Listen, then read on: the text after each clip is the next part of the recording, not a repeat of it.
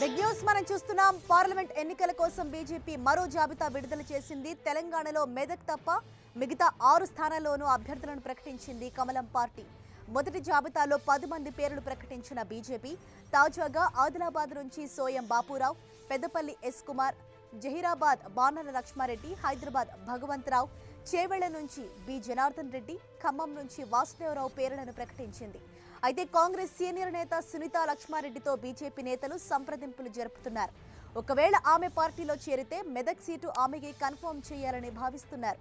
అందులో భాగంగానే ఇప్పుడు ప్రకటించిన లిస్టులో మెదక్ స్థానాన్ని ఖాళీగా ఉంచినట్లు తెలుస్తోంది.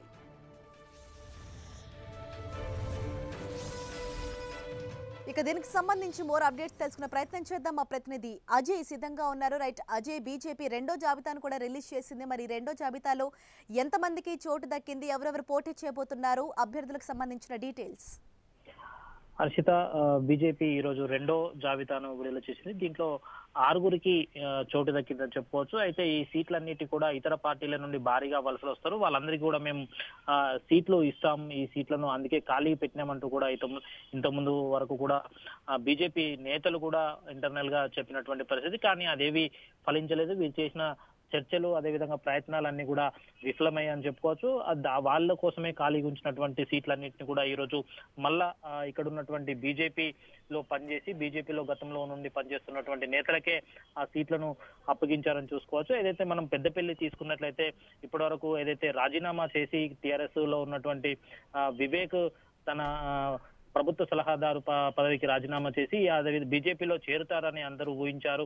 అందరూ ఆ టికెట్ ను పెద్దపల్లి స్థానాన్ని వివేక్ ఇస్తామని కూడా చెప్పినప్పటికీ కూడా వివేక్ బీజేపీలోకి రావడానికి సుముఖత వ్యక్తం చేయడంతో అక్కడ నుండి పార్టీలో గతంలో నుండి పనిచేస్తున్నటువంటి ఎస్ కుమార్ కే కూడా అక్కడ సీట్ను కట్టబెట్టడం జరిగింది. అదేవిధంగా చూసుకున్నట్లయితే జనార్దన్ రెడ్డికి, చేవెళ్ల నుండి జనార్దన్ రెడ్డి గతంలో నుండి కూడా ఈ సీట్ను జనార్దన్ రెడ్డికే కేటాయిస్తాం, మీరు పని చేసుకోవాలని జనార్దన్ రెడ్డి చెప్పినప్పటికీ కూడా అనూహ్య పరిణామాల నేపథ్యంలో అక్కడ నుండి టీఆర్ఎస్ నుండి టికెట్ దక్కినటువంటి జితేందర్ రెడ్డి వస్తారని అన్ని ఊహాగానాలు అయితే వినిపించాయి. కాకపోతే జితేందర్ రెడ్డి చివరి నిమిషంలో చర్చలు విఫలమయ్యాయి. ఆ బీజేపీలోకి రాకపోవడానికి సుముఖత వ్యక్తం చేయడంతో మళ్ళీ అదే స్థానాన్ని జనార్దన్ రెడ్డికే కూడా కేటాయించడం జరిగింది. ఆదిలాబాద్ స్థానాన్ని చూసుకున్నట్లయితే కాంగ్రెస్ నుండి ఇటీవల కాంగ్రెస్ నుండి చేరినటువంటి సోయం బాపురావుకు ఆ సీట్ను కేటాయించడం జరిగింది. అతనికే గతంలో హామీ ఇచ్చి కాంగ్రెస్ పార్టీ నుండి బీజేపీలో చేర్చుకోవడం జరిగింది. దానికి అనుగుణంగానే ఈ రోజు ఆదిలాబాద్ టికెట్ ను సోయం బాపురావుకు కేటాయించడం జరిగింది. జహీరాబాద్ బాణాల లక్ష్మారెడ్డి, అదేవిధంగా హైదరాబాద్ గతంలో నుండి ఊహిస్తున్నట్టుగానే వచ్చినటువంటి పేరు భగవంతరావు. గత పార్లమెంట్ ఎన్నికల్లో కూడా ఇక్కడ నుండి భగవంతరావే పోటీ చేయడం జరిగింది. మరోసారి కూడా ఇక్కడ నుండి అతనికి అవకాశం ఇవ్వడం జరిగింది.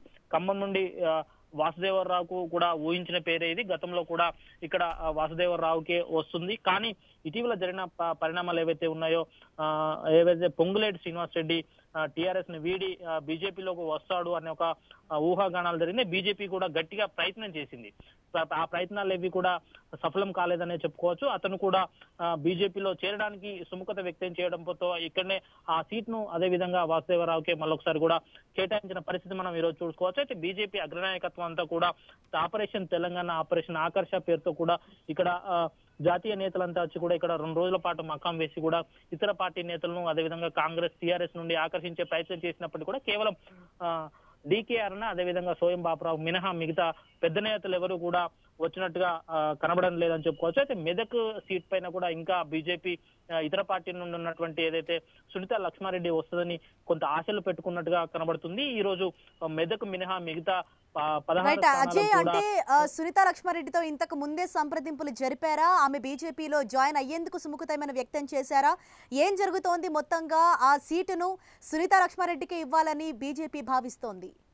అయితే మా బీజేపీ నేత అయినటువంటి బీజేపీ జాతీయ ప్రధాన కార్యదర్శి రామ్ మాధవ్ ఇక్కడనే 2 రోజుల పాటు మకాం వేసి ఇక్కడ ఉన్నటువంటి రాష్ట్ర నేతలు బండారు దత్తాత్రేయ, ఇటీవల కాంగ్రెస్ నుండి బీజేపీలో చేరినటువంటి డీకేఆర్ బీజేపీ అధ్యక్షుడు లక్ష్మణ్ తో సహా అందరూ పోయి కూడా ఆమె ఇంటికి వెళ్లి కూడా ఆమెతో చర్చలు జరపడం జరిగింది. ఆమె చర్చలు జరిపిన నేపథ్యంలో కూడా కొంత ఊగిసల ఆట అయితే కొనసాగుతున్నది. ఆమె ఎలాంటి నిర్ణయం తీసుకోలేదు. బీజేపీలకు వస్తానని కానీ రాను అని కానీ ఒక నిర్ణయాన్ని స్పష్టంగా చెప్పకపోవడం ఎవరితో చెప్పకపోవడం అనేది జరిగింది. ఈ నేపథ్యంలో బీజేపీ సీట్ ను ఆమె వస్తే ఆమెకు కేటాయిస్తామన్న ఉద్దేశంతో కూడా బీజేపీ ఆ సీట్ ను ఇంకా ప్రకటించినట్టుగా కొంత సమాచారం అందుతుంది. అయితే ఆమె వస్తేనేమో అంటే ఆమె పార్టీలోకి ఇట్లా బీజేపీలోకి రావడానికి సుముఖత వ్యక్తం చేసిన నేపథ్యంలో ఆ టికెట్ ను ఆమె కేటాయిస్తారు. లేకపోతే మరి ఇంత ముందుగా అనుకున్నట్టుగా ఆ టికెట్ బీజేపీ నేతలో ఉన్నటువంటి మరో నేతకే కేటాయించే అవకాశం అయితే లేకపోలేదు Harshita. Right, thank you Ajay.